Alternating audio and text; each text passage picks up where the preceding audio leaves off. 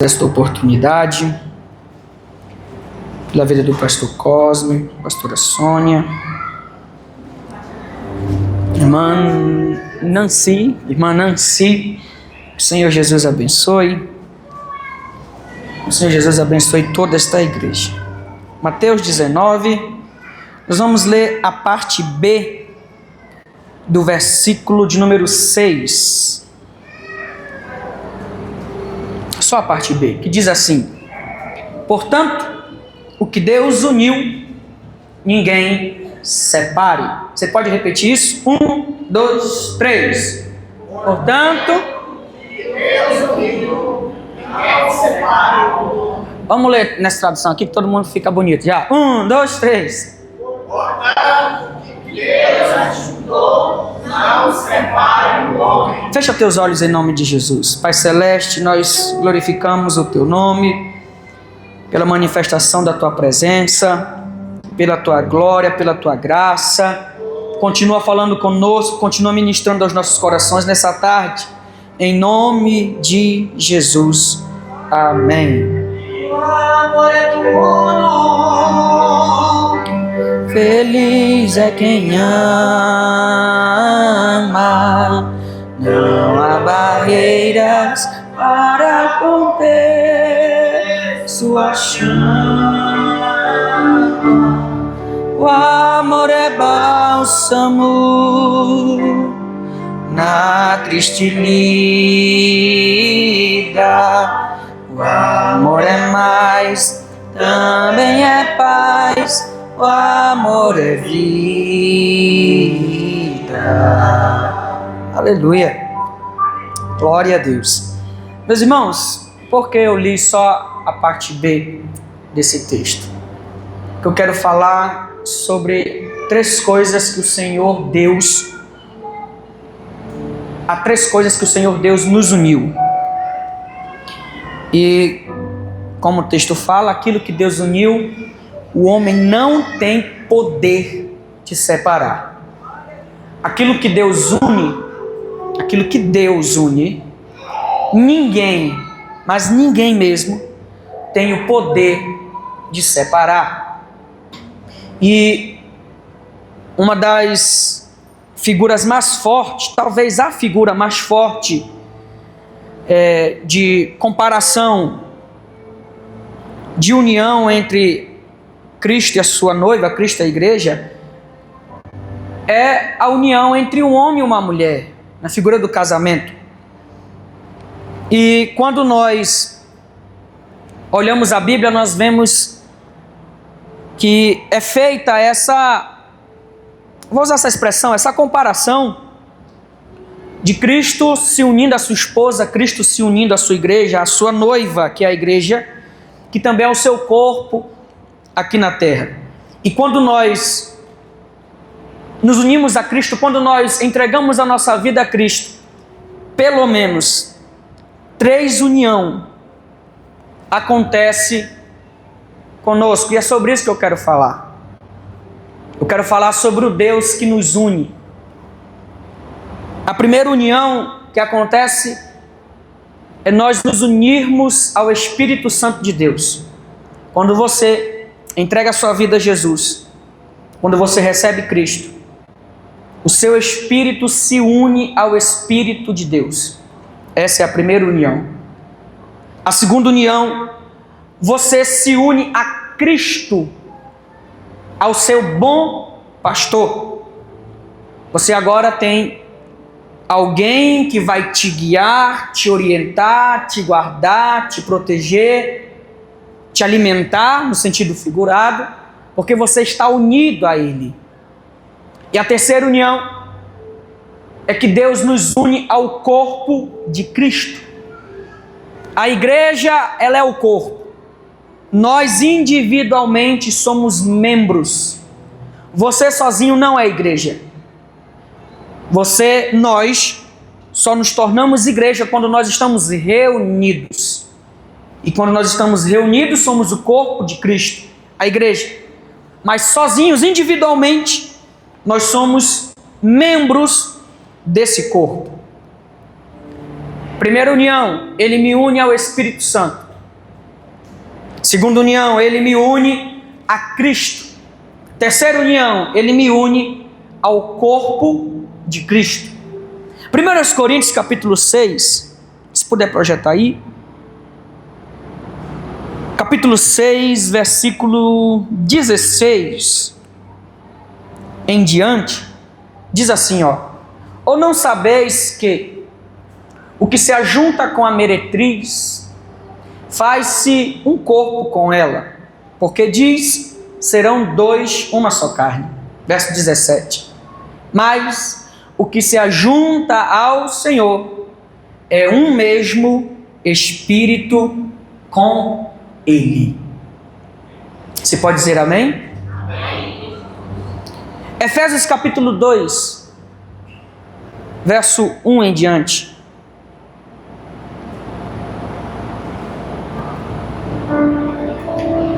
E vos vivificou, estando vós mortos em ofensas e pecados, em que outro tempo andaste segundo o curso deste mundo, segundo o príncipe das potestades do ar, do espírito que agora opera nos filhos da desobediência.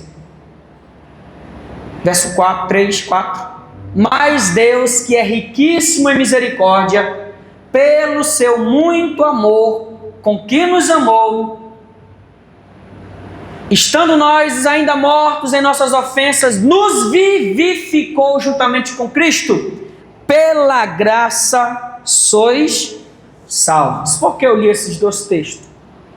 Porque a união do meu espírito com o Espírito do Senhor se dá no que nós chamamos de novo nascimento no Espírito. João no capítulo 1 ele vai dizer que nós não nascemos da carne, não nascemos do sangue, nem nascemos da vontade humana, mas quando nós recebemos a Cristo, nós nascemos de forma espiritual, nós nascemos de Deus. E agora que nos tornamos filhos de Deus, recebemos o poder, recebemos o direito de ser chamados filhos de Deus. Como prova de que somos filhos de Deus, Ele nos entrega o Espírito Santo. E no momento em que o Espírito Santo nos é dado, há essa união. Eu me torno um só Espírito com Ele. Agora é o Espírito de Deus que habita dentro de mim. Não é mais o meu espírito. Agora é o Espírito de Deus que habita dentro de mim, que se uniu ao meu espírito, se tornando um só Espírito, e agora habita em mim. E esse Espírito de Deus vai pelejar contra a minha alma, contra a minha carne, contra os desejos da minha alma. Para quê? Para que a vontade de Deus venha a ser feita na minha vida. Por isso que Paulo fala que a nossa luta não é contra o sangue, nem contra a carne, mas contra as potestades. É uma luta espiritual. As vontades da minha alma, elas são de influências malignas, de influências demoníacas, e agora esse Espírito de Deus que habita em mim vai começar a pelejar, vai começar a guerrear. E a pergunta é: a quem eu estou dando ouvido? A qual voz eu estou dando ouvido? A voz do Espírito ou a voz da carne, a voz da alma, a voz das minhas vontades? Então essa primeira união que acontece é quando o Espírito Santo vem morar dentro de mim. Paulo fala que Deus não entrega o Espírito dele para quem não é filho dele. A prova de que você é filho de Deus é que o Espírito Santo mora em você. Essa é a maior prova de que você se tornou filho de Deus. Qual, Rairão? É que o Espírito dele mora dentro de você, habita em você. Paulo vai falar, ele diz assim: olha, vocês não sabem que o corpo de vocês é templo e morada do Espírito Santo de Deus? Você já parou para imaginar isso, para pensar, para refletir sobre isso? O Espírito do Eterno, o Espírito daquele que criou todo o universo, que te formou, mora dentro de você? Habita dentro de você? É Ele quem te sustenta, é Ele quem te fortalece. Essa é a primeira união que acontece. O meu espírito se une ao Espírito Santo de Deus. E quando ele se une ao meu espírito, pelo menos 3 coisas acontecem. Primeiro, eu recebo uma nova paternidade, porque agora eu me torno filho de Deus.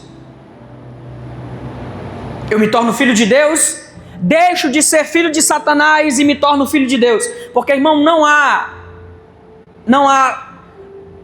mais que 2 paternidades no mundo espiritual. Não há.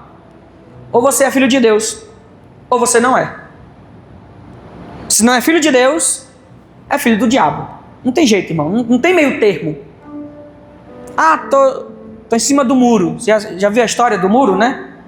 Que havia um homem em cima do muro, do lado um anjo, do outro lado o diabo.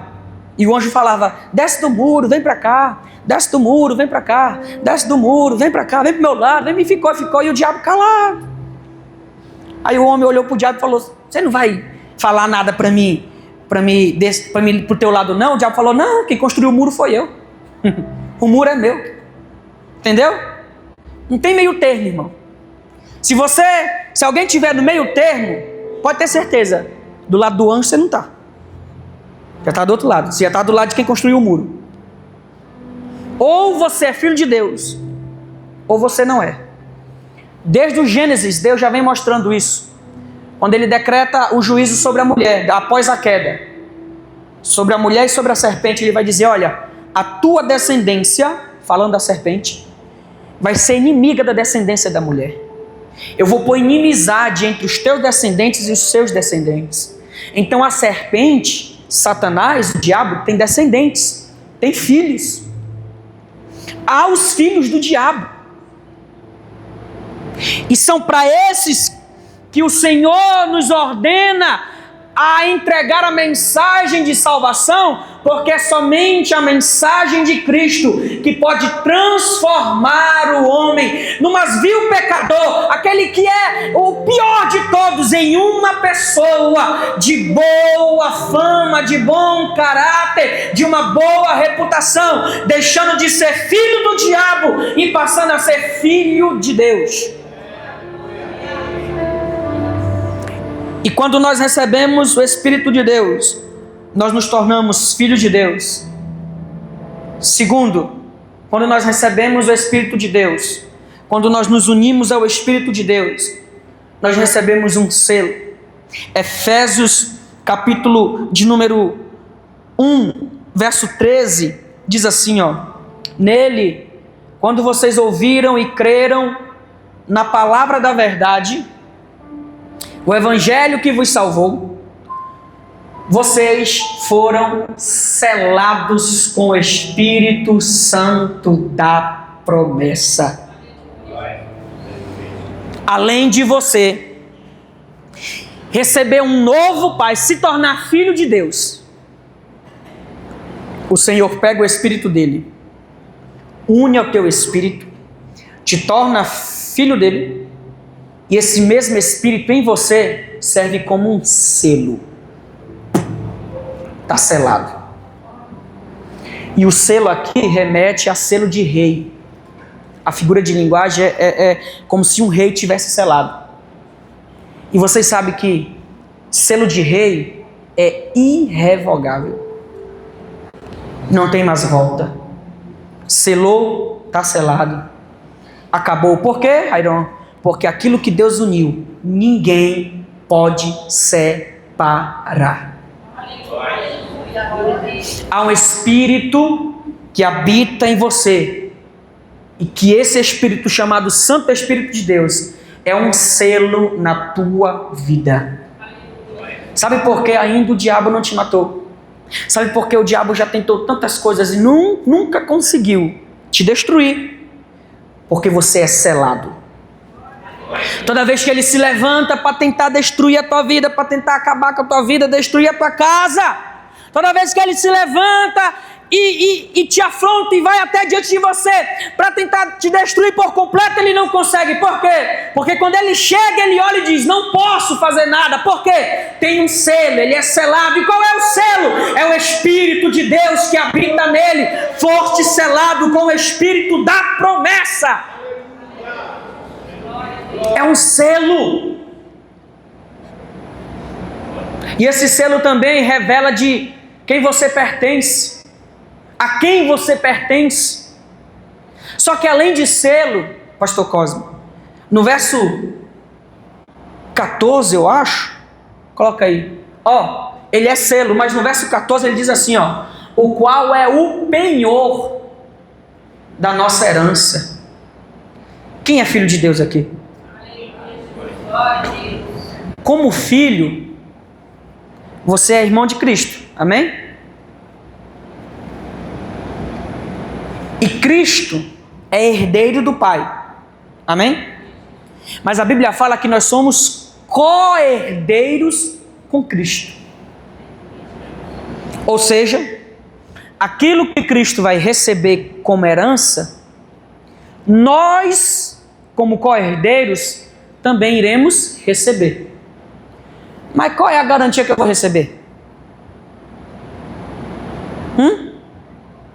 Está aqui no texto, irmão. O Espírito Santo. Ele é sabe o que é penhor? Garantia. Ele é a garantia da nossa. Por isso que aquilo que Deus falou ao teu respeito, todas as promessas liberadas ao teu respeito da parte de Deus, vai se cumprir. Por quê? Tem uma garantia em você chamada Espírito Santo de Deus. Ele é a garantia. Ele se une a você. E quando ele se une, ele te torna filho de Deus. Ele se torna um selo em sua vida. E ele se torna uma garantia em você. Não duvide das promessas de Deus. Deus não mente, irmão. E Deus não está nem um pouco interessado em te iludir. Não. Ele não é igual a gente não, que fala para o fulano: não, preocupa não, eu vou lá. Deixa que eu faço, e não faz. Ele não é igual a gente não. Quando ele fala, ele cumpre. E a maior garantia de que ele vai cumprir todas as promessas e que ele vai nos entregar a herança que para nós está reservada, qual é? É o próprio Espírito dele que habita em nós. Esse Espírito, além de ser selo, ele é penhor, ele é uma garantia. Ele é a prova de que Deus irá cumprir toda a palavra por nós liberada e em nós liberada. Só que há também uma segunda união. Primeiro, ele me une ao Espírito dele. Segundo, ele me une a Cristo, o meu bom pastor.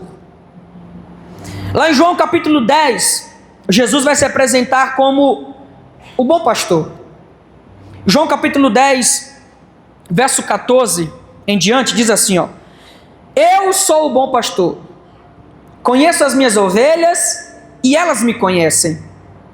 Assim como o Pai me conhece e eu conheço o Pai, e dou a minha vida pelas minhas ovelhas. Olha isso. Tenho outras ovelhas que não são deste aprisco. É necessário que eu as conduza também. Elas ouvirão a minha voz, e haverá um só rebanho e um só pastor. Agora que eu me uni ao Espírito Santo, Deus também me une a Cristo. E eu quero usar essa figura, essa figura de linguagem, essa comparação.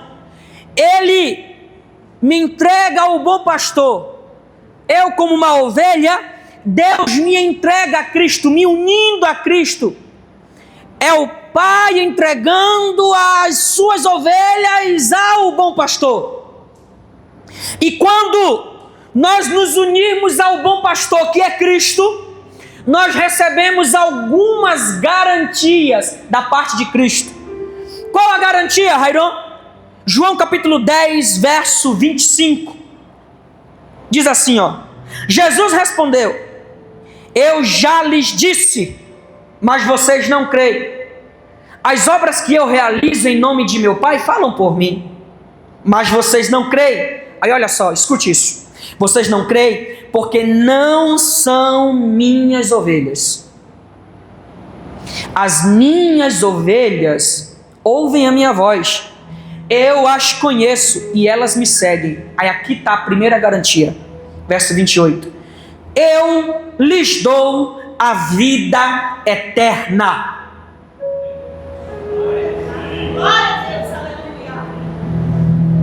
Você se tornou filho de Deus, amém?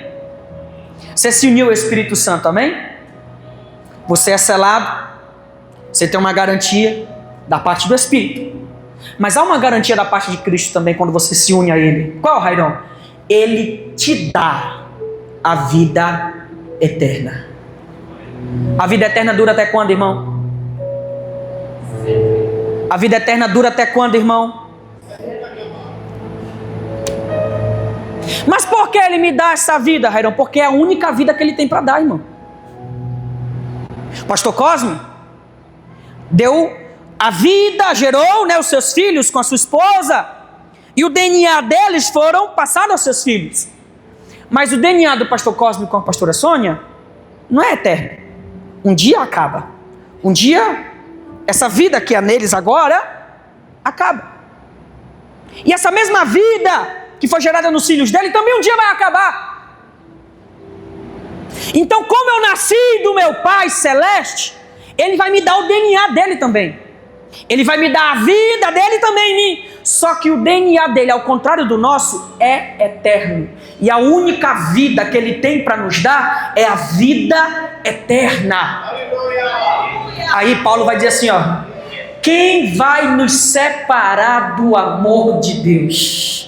Nem a morte, nem o inferno, nem demônio, nem as doenças, nem a fome, nada nos separará do amor dele. Por quê? Porque a vida que Ele nos deu, o amor com o qual Ele nos amou, é um amor eterno. E essa é a primeira garantia que o Senhor Jesus tem para nos dar. Qual? Eu sou quem vos dou a vida eterna.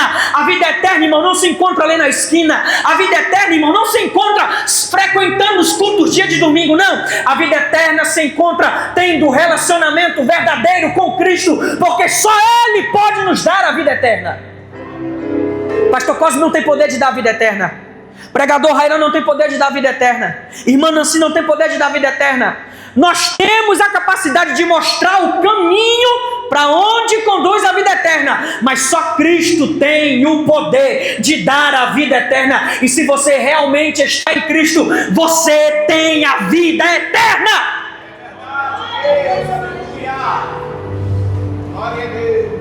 Mas Ele também dá outra garantia: olha, eu vos dou a vida eterna e nunca hão de perecer, e ninguém as arrebatará da minha mão. Irmão, isso é Jesus que está falando.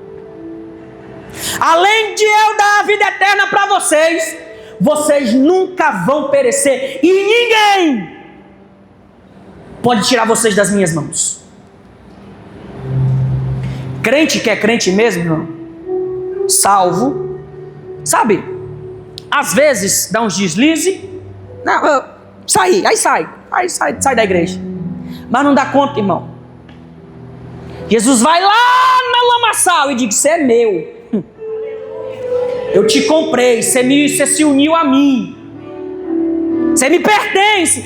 Mas eu estou aqui no lamaçal de pecado. Eu saí dizendo: não interessa, eu sou bom pastor e eu vou atrás da ovelha que se perdeu. Você é meu, porque ninguém tem poder de arrancar da minha mão. Ninguém. Lembra do vaso do oleiro? O que foi que aconteceu com o vaso? Ele se quebrou. Se quebrou aonde? Na mão do oleiro. O vaso está quebrado, sim ou não? Está rachado, sim ou não? Mas está onde? Na mão do oleiro. E da mão do oleiro, irmão, não sai de jeito nenhum. Não interessa. É por isso que você ainda está de pé. Você fala assim, Rairon, mas eu estou tão fraco, estou tão desanimado, Rairon, dá vontade de largar tudo, mas não dou conta, eu não sei o que acontece. Sabe por quê? Porque você está na mão do oleiro e você jamais perecerá e ninguém pode te tirar da mão dele. A tua casa é guardada por Ele, a tua família está nas mãos de Jesus, você está nas mãos de Jesus. Ainda que o inferno se levante, tente te destruir, não vai ter sucesso, porque você está na mão de Jesus.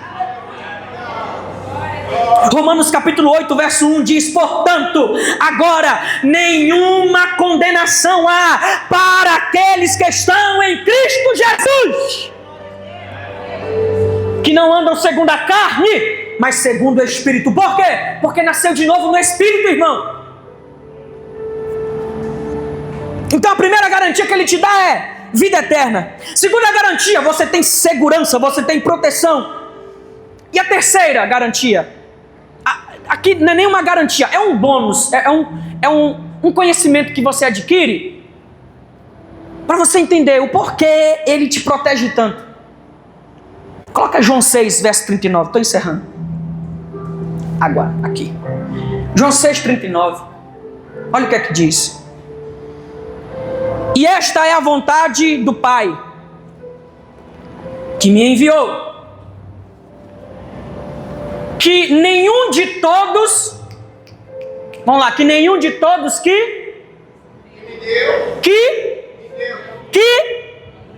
tá, quem deu o que para quem? Quem? Ali, o Pai entregou o Senhor para Jesus? Então a responsabilidade da sua vida está na mão de quem? De Jesus. Diga assim, eu. Não, diga forte, eu sou um presente de Deus dado a Jesus. Aí ele fala, a vontade do Pai é essa, que nenhum de todos aquele que Ele me deu se perca, mas que eu o ressuscite no último dia. Escute, perceba que ele fala assim, ó, a vontade é que nenhum que Ele me deu se perca. Aí a gente imagina desviar. Só que ele finaliza falando de morte, mas que eu o ressuscite. Parece que é duas mensagens, né? Não, é só uma, irmão. Sabe o que ele está falando? Ainda que por um momento, por um tempo, ele ande desviado, ande distante e morra, mas eu vou lá no último momento, me revelo para ele, e mesmo no leito de morte eu resgato, porque ele me pertence, e no último dia eu vou ressuscitar. Quem pertence a Deus verdadeiramente jamais poderá ser condenado. Quem pertence a Deus verdadeiramente jamais poderá ser condenado. Quem pertence verdadeiramente jamais poderá ser condenado. Capítulo 17, verso 6, olha o que é que diz. Eu revelei o teu nome àqueles que do mundo tu me destes. Eu gosto disso. Eles eram teus e tu me deste e guardaram a tua palavra. Irmão, você estava lá no mundo, Deus foi lá no mundo, te arrancou e te entregou para Jesus. Toma, meu filho, cuida dele. Por isso que ele é o bom pastor. E ele vai falar assim, ó, as minhas ovelhas ouvem a minha voz, né? E elas me seguem. E quando elas me seguem, ela encontra abrigo, aprisco. Ela encontra pastagem. Elas entram e saem. Elas me seguem porque conhecem a minha voz. Eu as conduzo. Aí ele fala assim, ó. Quando eu prego e vocês não creem, é porque fica provado que vocês não são minhas ovelhas. Isso é Jesus falando. Ele falou para os fariseus, vocês não creem nas minhas palavras porque vocês não são minhas ovelhas. Porque quem é ovelha de Jesus, irmão, aleluia, crê na palavra que é liberada da boca dele. Ele me une ao Espírito Santo. Ele me une a Cristo, mas também me une ao corpo de Cristo. Coloca aí 1 Coríntios 12, verso 12, para nós encerrarmos e eu orar por vocês.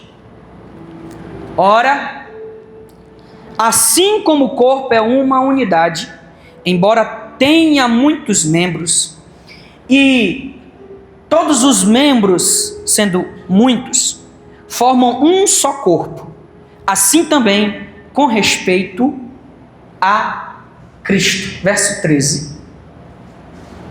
Pois todos nós somos batizados em um Espírito, formando um corpo, quer judeus, quer gregos, quer servos, quer livres, e todos temos bebido de um mesmo Espírito. Você agora foi unido ao corpo de Cristo por meio do batismo. E agora que você se uniu ao corpo de Cristo, eu quero destacar duas coisas que acontecem quando há união no corpo de Cristo. Primeiro, Isaías capítulo 6, verso 1 até o 4, diz assim: no ano em que morreu o rei Uzias, eu vi o Senhor assentado num alto e sublime trono, e a aba das suas vestes enchia o templo. Acima dele estavam serafins, cada um deles tinha 6 asas, com 2 cobriam o rosto, com 2 cobriam os pés e com 2 voavam. Aí olha, presta atenção. E proclamavam, ou tem tradução que fala, e clamavam uns aos outros, eram os serafins, diante do trono, olhando um para o outro. Não era para quem estava no trono. Ele olhava um para o outro e ele dizia o quê? Santo, Santo, Santo é o Senhor dos exércitos. Toda a terra está cheia da sua glória. Aí o verso número 4. Ao som de suas vozes, os batentes das portas tremeram e o templo ficou cheio de fumaça. Percebam que os serafins estão diante do trono.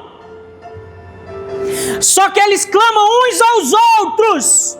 É como se ele olhasse para o outro e falava assim, ó: santo é quem está no trono, é Ele que é santo, Ele é santo, Ele é santo, e toda a terra está cheia da sua glória. O que é isso, Rairão? É o culto dos serafins. Só que o culto dos serafins, irmãos, é um só propósito, é um só pensamento, é uma só fé, é um só rumo. Por quê? Porque quando há união entre o corpo, quando há união entre os membros, quando há um único só propósito, quando há um só pensamento, que é o quê? Cultuar quem está sentado no trono, a glória de Deus é manifestada. E me parece que nesses últimos anos, muitos cultos perderam o propósito, irmão. Me parece, pastor Cosme, que muitos crentes vêm ao templo, à igreja, para assistir o culto. Aqui não é lugar de assistir culto, irmão. Aqui é lugar de cultuar. E quando a união da igreja no ambiente de culto, a união, há um só propósito, quando o pensamento é o mesmo, quando o objetivo é o mesmo, que é cultuar quem está sentado no trono, o templo estremece, a fumaça da glória desce e Deus opera. Mas quando, irmão, não há união, quando não há propósito nisso, irmão, fica impossível de Deus operar. A equipe de louvor cantando e os irmãos com preguiça. A irmã falou aqui sobre ficar de pé, né? Às vezes cansa mesmo. Cansa. Mas quando você era do mundo, pagava R$300 para ir no show de um cantor sertanejo, você ficava 4 horas em pé e não cansava não. Levantar a mão para dar glória a Deus é uma dificuldade. Você devia dar graças a Deus que você tem mão para levantar, porque tem gente que não tem e queria.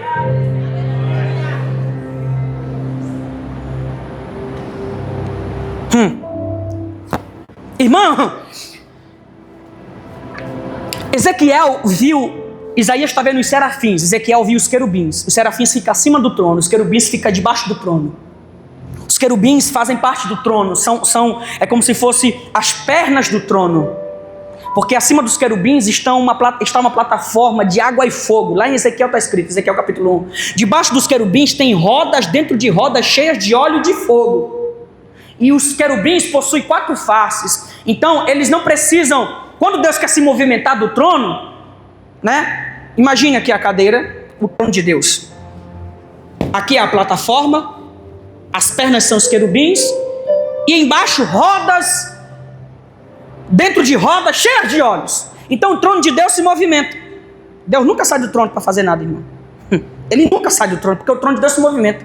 Então, como será? Os querubins possuem 4 faces. Quando Deus quer ir para algum lugar, estou falando na figura de linguagem, para você entender. Quando Deus quer se movimentar para algum lugar, para a direita, para a esquerda, sei lá o quê, os querubins não precisam fazer isso. Porque para cada lado ele tem uma face. Eles só vão.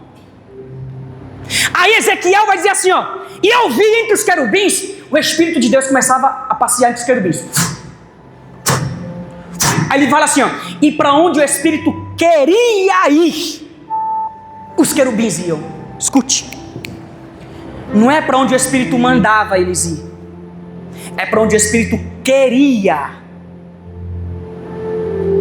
Nós, para saber a vontade de alguém, temos que falar, né? Quem é casado sabe disso. Mulher, nossa, eu queria tanto aquilo, mas o homem fala, mas você não falou nada. Tem um bode de cristal para adivinhar. Por quê? Porque não sabe. Só que o culto lá no céu é tão sincronizado, é tão profundo, que o Espírito Santo não precisava nem falar, só expressava e os querubins entendiam. Para onde ele queria ir, iam eles. Aí Jesus falou assim, ó, eu vou rogar ao Pai para enviar esse Espírito para vocês. Aí, agora escute, para você entender o porquê eu peguei esse caminho aqui.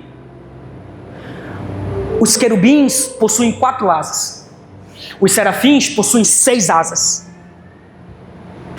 Os serafins, 2 cobrem o rosto, 2 cobrem os pés e 2 voam. Os querubins são seres os serafins são seres de fogo. Os querubins possuem 4 faces, pernas retas, pés como os de bezerra, e ainda tem uma rodinha de baixo lá para ele se movimentar. Aí Jesus falou, eu vou orar. Para quê? Para Deus enviar esse Espírito para morar em vocês. Aleluia! Só que ele fala assim, ó, eu vou rogar. Por que rogar? Imagine, irmão, se você fosse o Espírito Santo, você queria deixar esses seres alados para habitar em um homem? Possui 4 faces. Nós possuímos uma e às vezes ainda nasce feio. São cheios de olhos. A gente possui 2 e às vezes ainda fica cego ou precisa usar óculos. São cheios de asa. 2 voam, 2 cobrem os pés, 2 cobrem o rosto. A gente possui 2 pernas, 2 braços. E às vezes tem preguiça de vir para a igreja e levantar a mão e dizer glória a Deus. Aí Jesus fala, eu vou rogar para que Deus envie esse Espírito para morar em vocês. E deixa eu te falar, Ele veio e habita em cada um de nós. Então quando há essa união no corpo de Cristo, a glória de Deus é manifestada. Atos capítulo 2, a gente encerra para eu orar. Verso 1 até o 4, todo mundo conhece, né? Olha só, e cumprindo-se o dia de Pentecostes, estavam todos reunidos no mesmo lugar. No capítulo 1 vai dizer que eles perseveraram unânimes em oração. Por que o Espírito Santo desceu aqui, irmão? Porque estavam todos reunidos em um só propósito, em um só pensamento. Irmão, a partir de hoje, em nome de Jesus, se por um acaso você tinha esse pensamento, tire da sua cabeça. Você não vem aqui assistir culto, você vem aqui cultuar a Deus. No momento em que nós nos reunimos como igreja, é o momento em que os membros unem-se uns aos outros para cultuar o cabeça do corpo, que é Cristo Jesus. Não, irmão, a gente não vem aqui para ver se o louvor da equipe vai ficar bom, para ver se o pastor Cosme vai pregar bem, para ver se o outro obreiro vai ministrar a palavra bem, para ver se a irmã Nancy vai dirigir o culto direito. Não, a gente não vem aqui para ver isso, não, irmão. Nós vemos aqui para cultuar aquele que é digno de honra, de glória e louvor. E quando isso acontece, a glória de Deus é derramada, o poder do Espírito é derramado, a unção do Espírito é derramada sobre cada um de nós. Ele te uniu ao Espírito Santo, ele te uniu a Cristo e ele te uniu ao corpo de Cristo. E como corpo de Cristo, nós precisamos estar no mesmo propósito, na mesma sintonia. Amém? Se coloque de pé em nome de Jesus.